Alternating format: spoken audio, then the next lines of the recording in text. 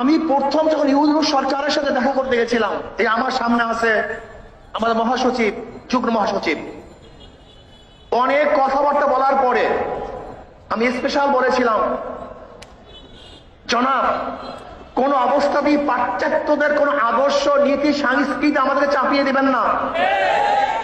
আমার আগেই সন্দেহ ছিল, আমি আগেই সন্দেহ করতাম, ইউনূস সরকারকে আমি আগেই সন্দেহ করতাম। এই লোকটা তো এনজিওর লোক, এই লোকের চারপাশে তো বেশ্যারা আছে, বড় বড় লুচ্চারা আছে, বড় বড় ধর্ষক প্রেমের পাশে আছে। আমি এর জন্য প্রথম বলেছিলাম, পুরাণ প্রেম ভোলা যায় না।